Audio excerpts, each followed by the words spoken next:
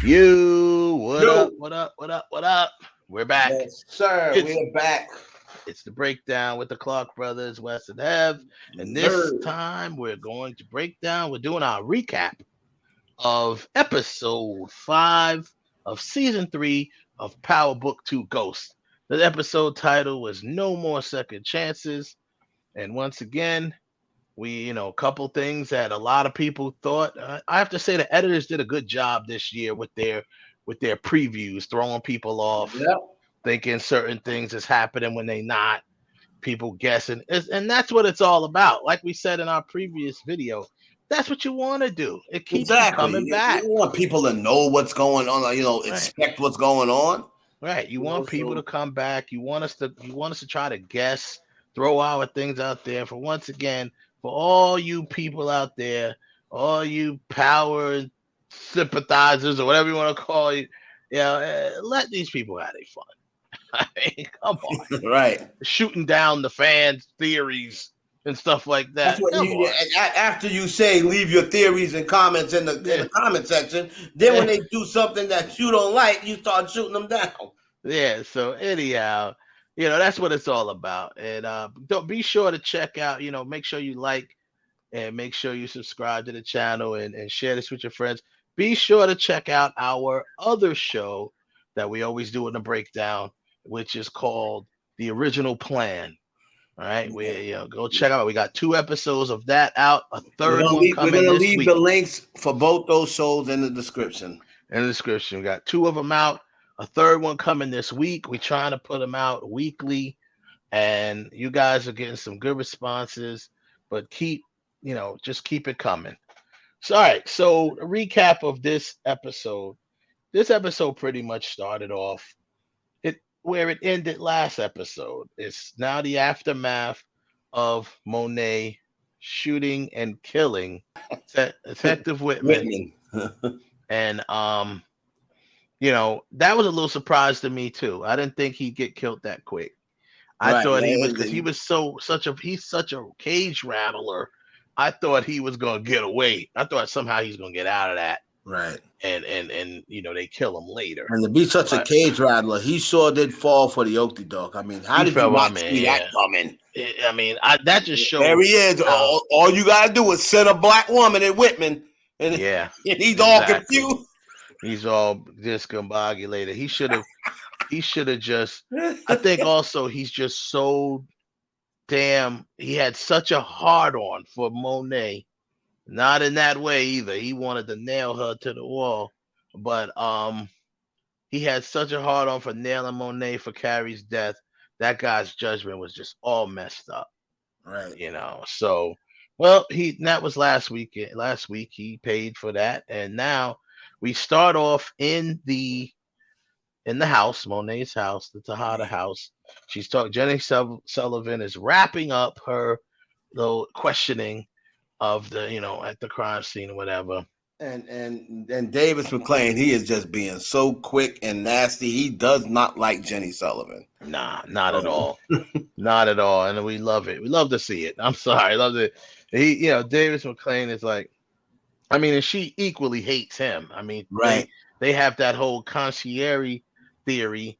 And, hopefully everyone knows what a concierge is, which is basically the advisor, most of the time a lawyer to a drug cartel family. Your Right. concierge is like an advisor. If you think about, if you go, for my movie buffs, if you go back to The Godfather, Tom Hagen, his character was the concierge, so that they're an advisor to pretty much to the Don of the family, or in this case, the Queen Pin of the family. Right. So she hates him too. She wants to take him down with the rest of them. So I mean, that scene is pretty cool because you get a chance to see Lorenzo. He steps in, like, they writers. I give credit to the writers this year. They did a good job at taking characters and building them, and they built out Lorenzo's character the best as it's been so far since he's been in the show. And at the other end, Sax is, working for, even though he's supposedly working as a spy, he's a double agent. He is still works for Davis, So therefore, they are his clients. So he's Right. defending Diana on the other end, saying she's told you everything she had to tell you. Her story matches up with her mother. Leave her alone. And Blanca's looking at him like this nigga. Like Right. she can't stand him. She is so oversaxed. She has nothing but disdain for him.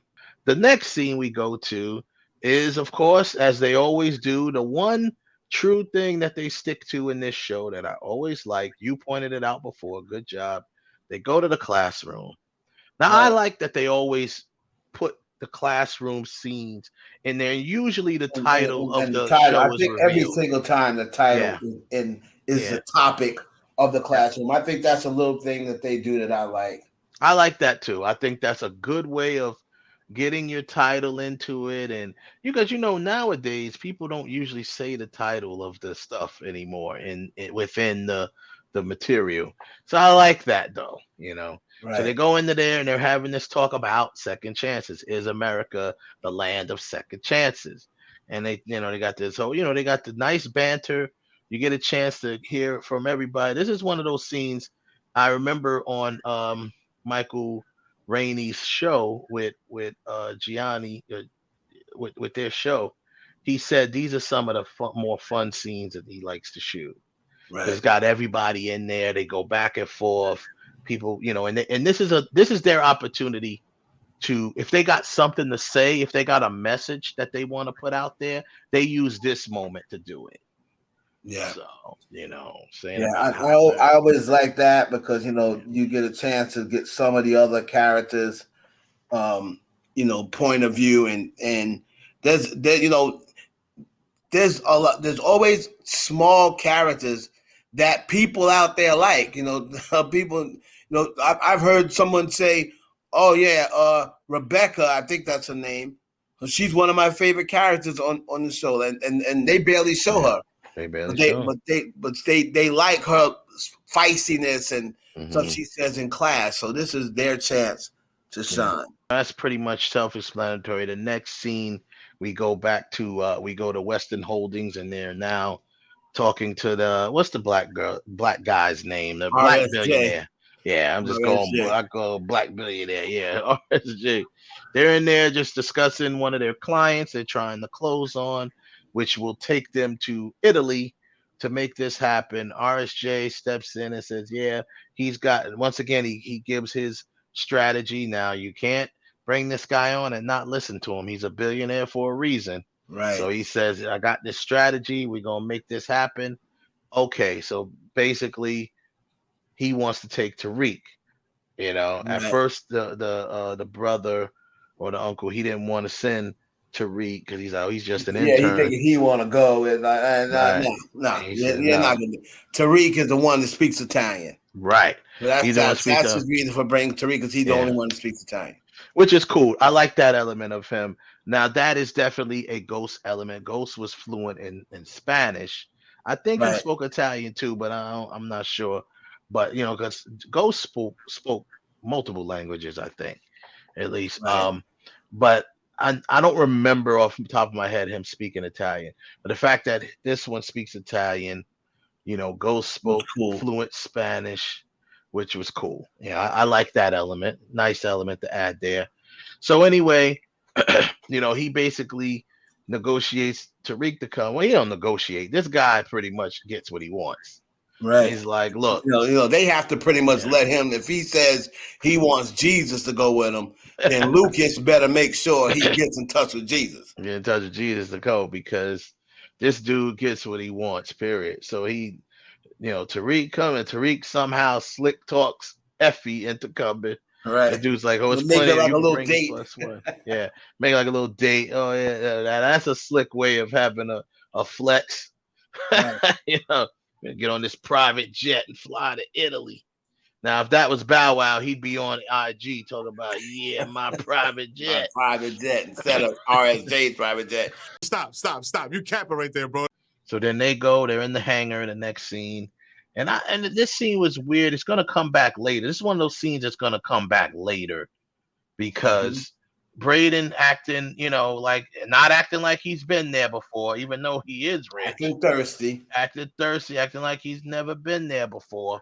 About to get on a private jet, he acting up, and he drops his phone. Right. And old girl tried to tell him, like, yo, this is business. We're not going there to party. Oh, no, I'm going to She party. even called him Braden. She didn't even go into his phone immediately. She said, Braden, your phone. He's so ahead of, walking ahead, can't wait to do something in Italy. And now she looks out the phone and all of she's seeing all these transactions that's taking place. Now, the thing about it is those transactions are taking place. The reason why she's looking at that strange is because she knows that those are the coins that only Western Holdings use. Yeah. So it's not like somebody was like, oh, yeah, here, or Cash App or Bitcoin or whatever. Yeah. It was them special coins that Lucas said, oh, they're trash. They're trash. That's one of their clients' coins. Yeah. Right. He was that like, it's like worth almost nothing now. Next, we have, once again, the like them boys, the bare minimum boys. Here's the bare minimum gang right here, sitting around soaking because they have yet another loss and they got nothing. Whitman, you know what? It is time for them. I'm telling you, boy. Yeah, minimum girls. Between the St. Patrick's and the Tejadas, these three numbnuts, they just can't get nothing. They can't get nothing going. Facts should say, you know what? Let's just forget that we ever met the St. Patrick's. Yeah. And just leave them alone. Let's move on. Yeah. Exactly. Let's just move on. Karma get them. That's what you say.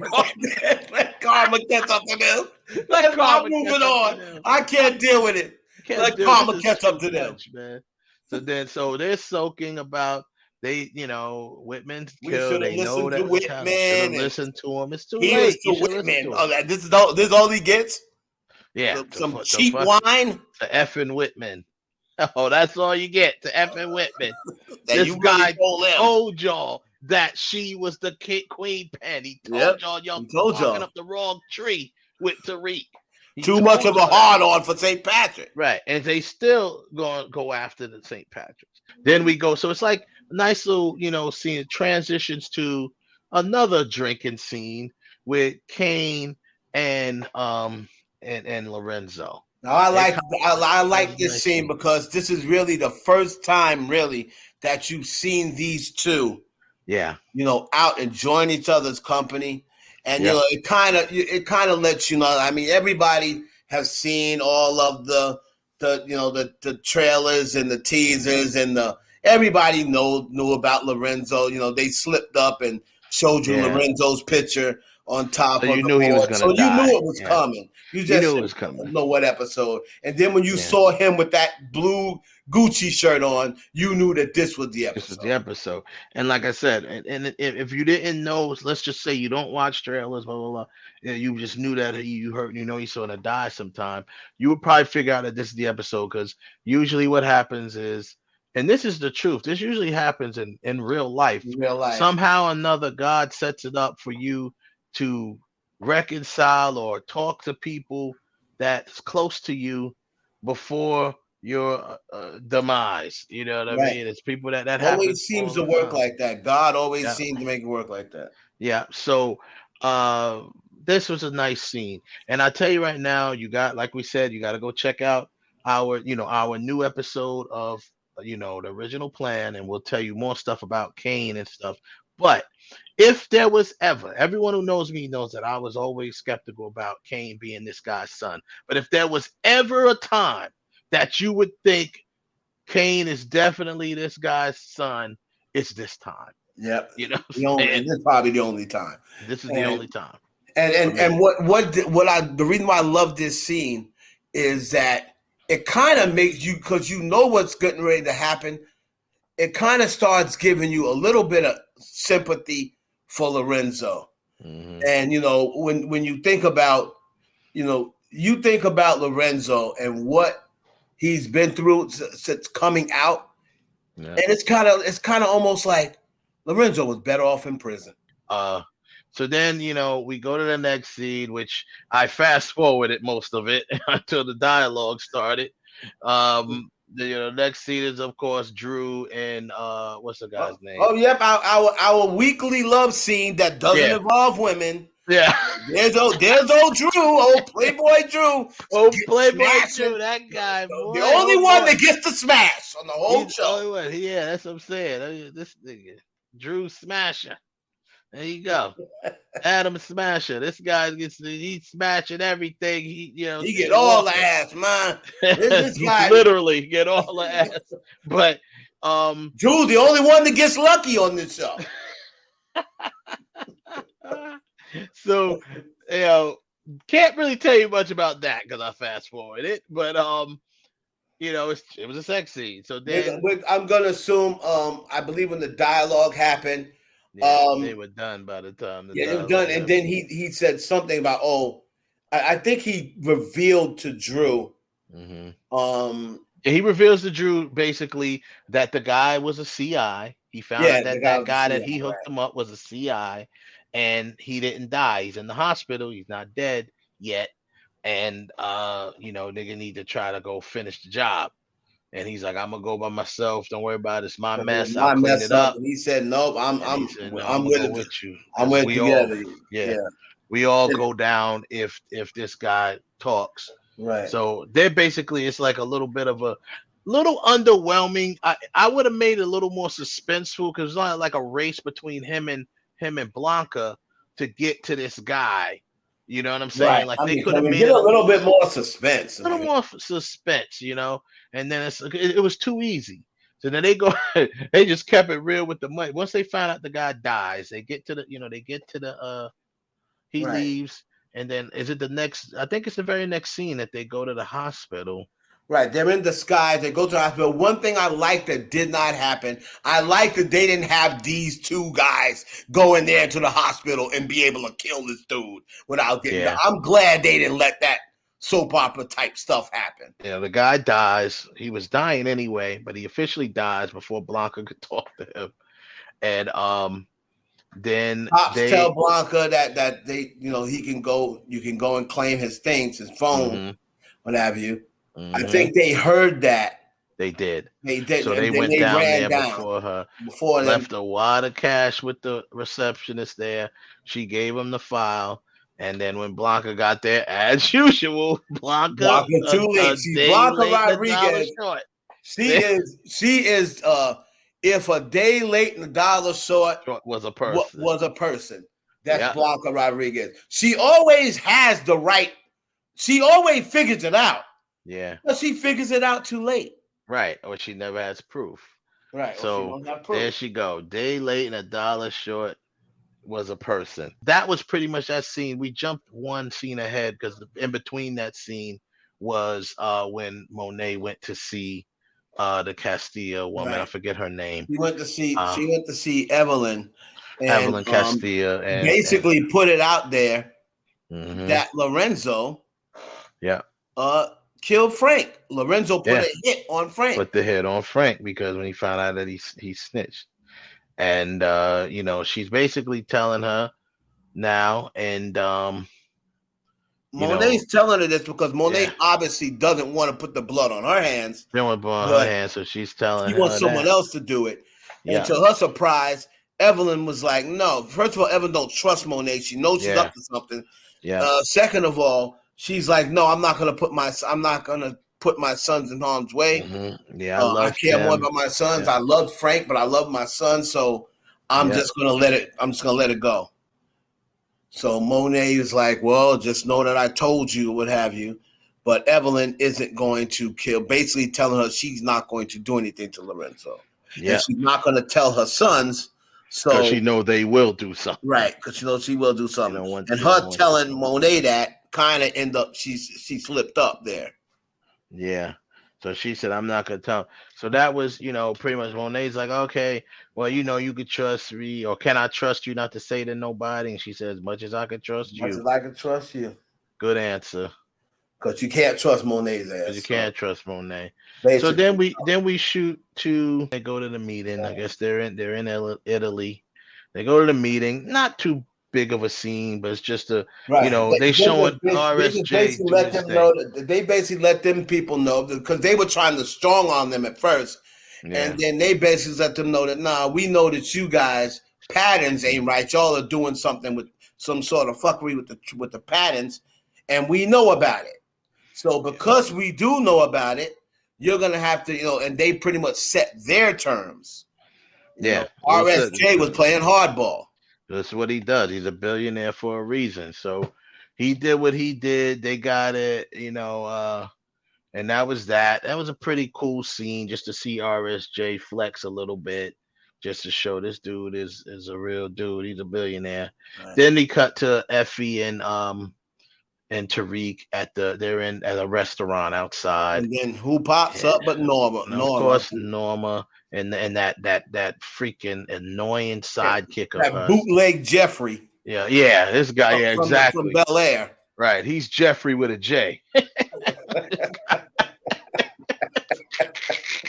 He's not Jeffrey with a G. He's Jeffrey with a J. Yeah. This guy's a bum. I can't stand this guy. He think he's that just because he. I can't wait until somebody peel his cap. I can't wait. I hope it's Kane. I'm sticking with Kane is gonna kill him because he done messed up. He done messed with Kane probably the most.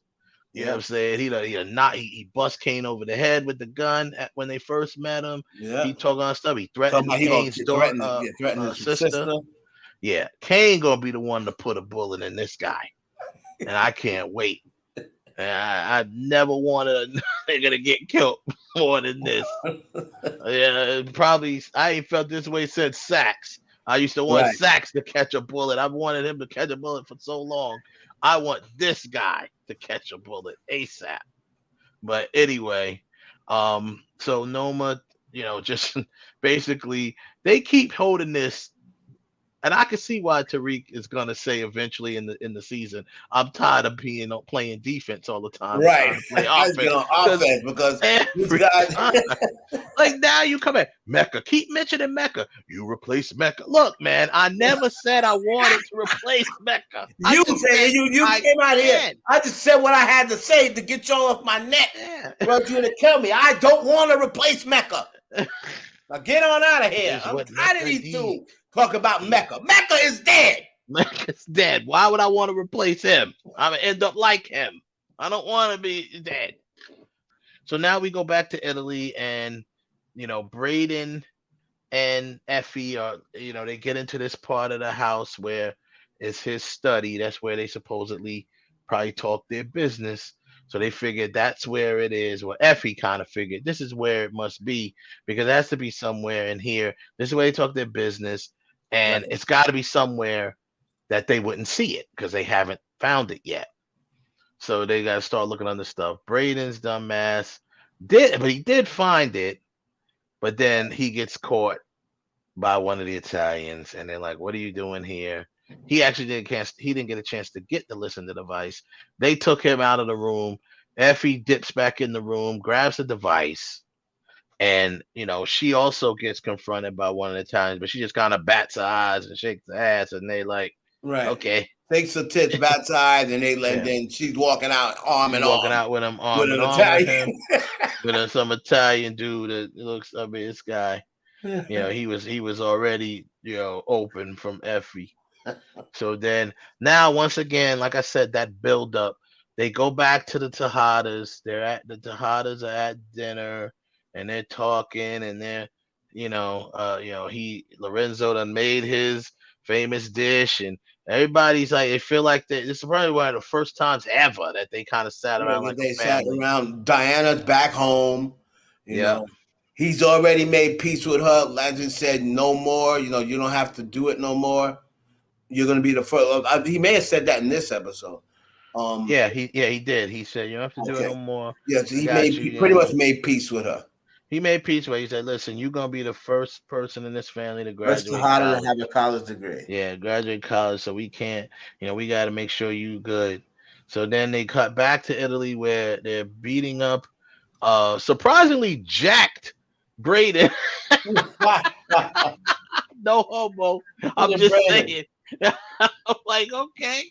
Everybody's looking like that's Braden. Yeah, and like I heard people, somebody I know was like, "Who that they beating up in that chair?" I'm like, "That's Braden." They're like, "What?" I was like, "Yeah." They busted Braden up in the chair, trying to get him. Who do you work for? Blah blah. The typical stuff, Right. torturing them basically. They don't really torture him; they're just beating him up. And Effie And who they tells, mention? They said who you work for? Mecca? Did they say Mecca? I don't know if they mentioned Mecca, but they might have. But they were just basically on some more. Who do you work for? They might have mentioned Mecca. Right. Um, so that happens at the same time. Effie tells Tariq what happened. He's like, "Yo, we gotta, and of course, she took a picture because yeah, when they took when she left with the Italian, she went to see this private art collection that this guy has. So she took a picture of this guy's daughter, supposedly in this painting with him or whatever, and what does she say in this scene? They basically trying to go to get back Braden, right? Right. Oh no, he said we got to use our leverage. That was the listening device because she found the listening She device. found to listen to So he's right. like, we're gonna have to trade it for Braden, or at least try. Obviously, Tariq, I knew when he said that he was gonna probably set up, kind of have what's her name, Noma No, yeah, no meet more. them because he's not just going. That's a death wish. Right, because If then you then give it Noma's to, gonna be like, "What? then You gave Noma's me gonna my kill you. listening device? Yeah, You said you'd blame Mecca. Nah, right. he goes now. You So dead no, again." right, like look, man, let go of Mecca. He's gone. He's done. Yeah. So anyway, so that's what their plan is. We cut back to uh this looks like Davis. So yeah, Davis is there. Sax comes in, says, "Hey, I got," he tells him good news about, that he can get his brother out. So Davis is happy. He wants to go celebrate. Sax, another one of those scenes that I'm like, come on, bro. How many times is this gonna happen? How are these cats uh so careless with this stuff? Right. So he goes back in and basically finds out that Davis has the police file. So And he it's tells, of course, Jenny Sullivan. intelligence. So this guy's still trying to get some for Jenny, trying to get this. And to be honest, Jenny, you owe him one night in the sack because that's evidence. Right. You So, said, "Give me some evidence to turn you to a freak." Well, you should be a yeah, full blown freak by should be now. a free night The because Sachs came with some good evidence. that's definitely evidence. But my problem with that scene is like, how many times is this gonna happen? Like, I'm about to call him Method Man. Davis, the moment you heard Monet said she destroyed that file, you should have destroyed yours. Yep. You should have destroyed it because you don't need to have it no more. It doesn't benefit anyone to have that file anymore. No. You know? So she said she got rid of the file. He should have got rid. That was probably her way of trying to hint to him, get rid of yours. Right. Monet She once was like, again handling her yep. business, and She's like, I Davis got rid of that McLean file. I just want slacking this in his behind me. macking as usual. Right. All he Slacking care in about his. is money. That's it. So he, Sachs finds the files, whatever. And we go back to Italy. This is now we cutting back from, Italy in this. Now that's where Tariq's idea is put into play. They meet the guy. There's that famous scene that everybody was seeing in the trailers where the guy put the gun to his head. So now we know some Italian guy puts the gun to his head. Because he said, And "Who do you work for?" He was supposed to be giving back. He gave Braden back, but then he right. said, "Who do you?" He pulled the guns and said, "Who do you work for?" That's when he asked about Mecca. He said, "Is that bastard still alive?" Yeah, Mecca. He's still alive. Mecca, whatever. Is he still alive? And then here comes And Noma. then here comes Noma and her crew. They basically snipe this dude, come through, kill his goons, and then that's that. That was actually Tariq's idea. And she's like, "Oh, brilliant idea. You put me in a position to kill this guy. He's my competition. So we about to get a whole bunch of business." And Effie's looking like, "Oh God." Oh yeah, you're gonna be with me for the rest of your life. I just met you 2 seconds ago. You know what I'm saying? Yeah, so that unfolds.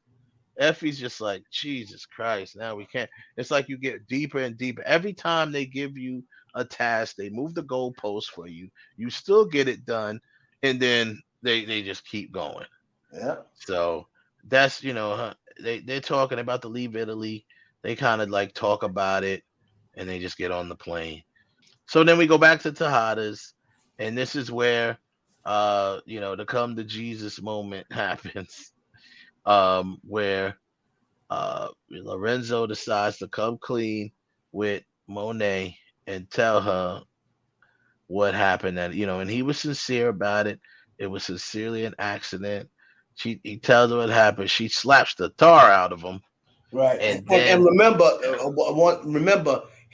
remember Kane told him when they were having the drink, maybe you ever think about telling her? And he was like, no. And he was like, I think it'd be a good idea. He was like, I don't. But he eventually tells her, took Kane's advice, came clean, and got done dirty. Yeah, I mean, but I think either way he was gonna get done dirty because at this point, Monet, she pretty much knows.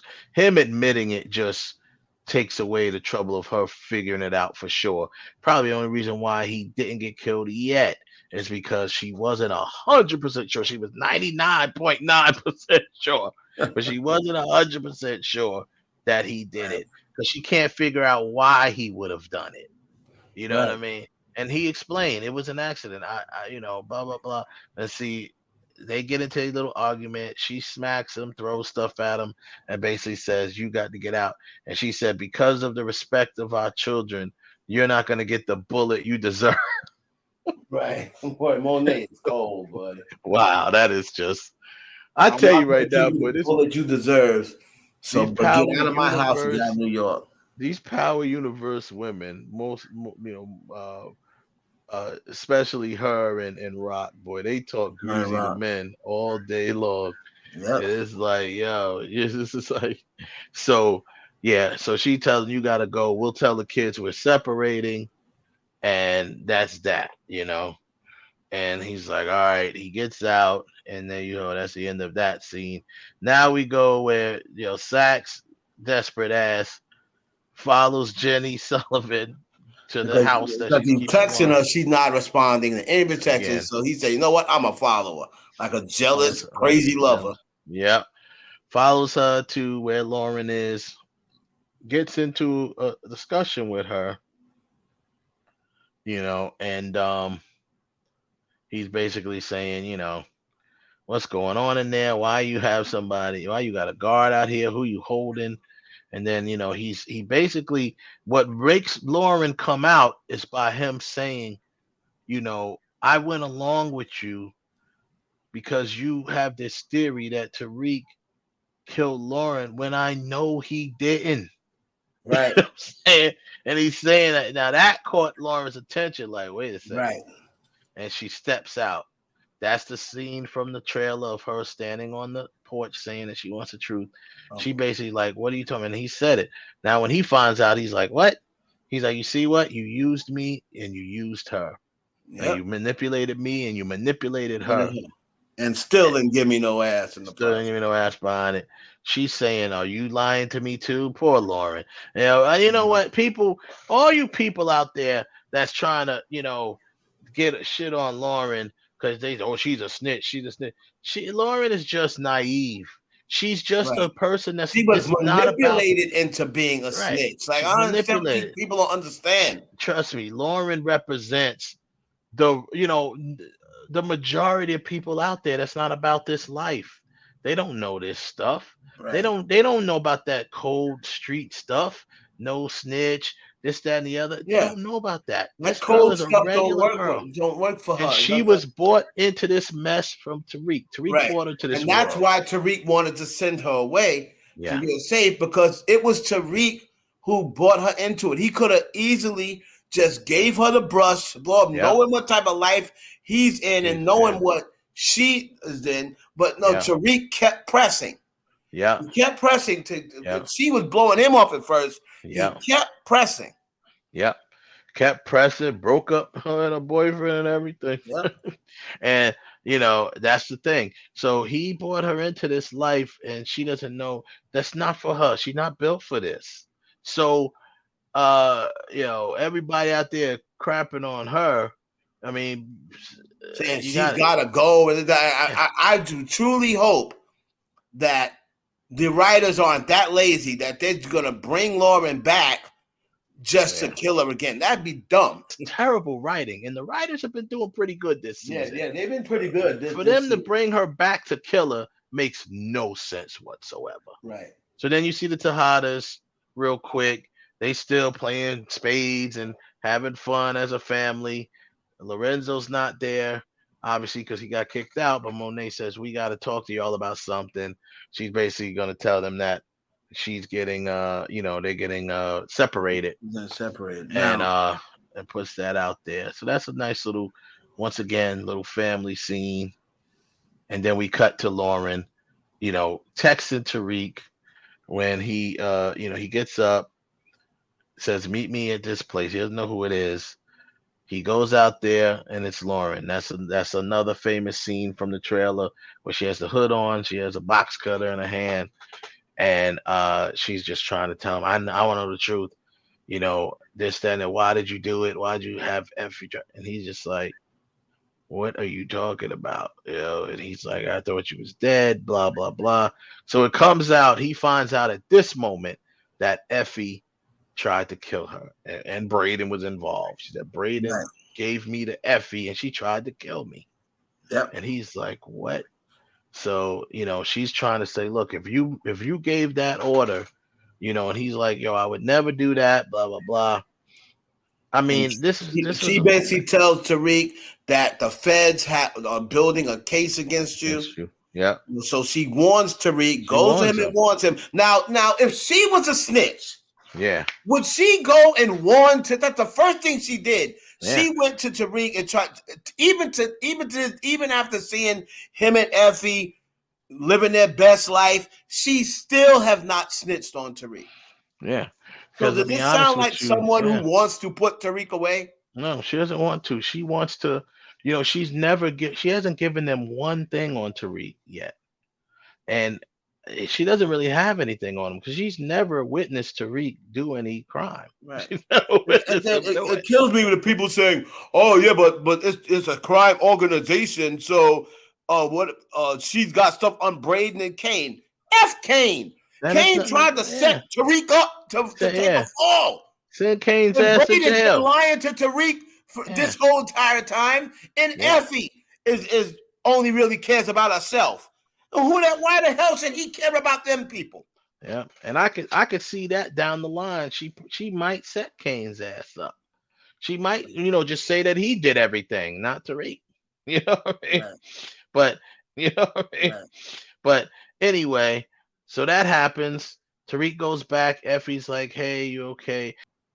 That scene, pretty much is the end of the episode because he lays back, and then she finally says to him, "I love you too," because in Italy, he finally said for the first time, he didn't even say it to her directly. He kind of said it in conversation. And she just kind of looked like, oh man, he loves me. You know what I mean? And then we already know, like we said before, Effie has fallen for this dude several episodes ago, right? Last season, and she's all in for him. And that's what she said. I love you too. And of course it ended with a lot of things happening. It really ended with Lorenzo getting his throat. Lorenzo coming out of the ball over where Zeke's where the little montage of Zeke is. Mm-hmm. The little what's the name? What they call him? The mural of Zeke is. Yeah. And he comes out, sees a tire, a nail in the tire. Right then and there, after Monet has already said something to me, right then and there, I'm getting my gun out. Yeah. And I'm looking around like, come on out, Mo. Yeah, come on out, Mo. It don't have to be down like this. It don't have to go down like this, Mo. Come out. I'm sorry. That to me sounds like a setup. Now, Lorenzo should have knew better, too. Yeah, he goes to change his tire, gets his throat slit. Exactly what the dude said he wanted to do when Monet told him on the steps when she was like, oh, she didn't tell him. They didn't show her tell him that then, but he just said, you know, I'd love to slit the throat of the person who killed my Right. father. And Monet's with a calculated evil self. That's the reason Yeah. why she told him Yeah. that. And then what happens? He texts Monet while she tells him, "Oh, maybe Lorenzo's just late." Yeah. Text her, "It's done. Thank you." And she puts a smirk on her face because she knows that this man just killed her husband. And so Yeah. Monet has now killed her first baby daddy Yeah. and now her husband. And she's Yep. just sitting there dealing cards like there's Yeah, I no guess problem. nothing, no tomorrow. And she's Wholehearted. smirking. The smirk was really, that was a good thing. That was a good job by Mary J. Blige. Episode is usually where all of mayhem happens. So Right. that's we've already lost the main character. I think it's possible we can lose another one in episode 8. I think so. You know, so we'll see. Tell us what you think. Like, comment, subscribe, and share. And we'll get back at you next time. This is the Clark Brothers with the breakdown. Yes, sir. Wes and Hev. Break it down. Peace.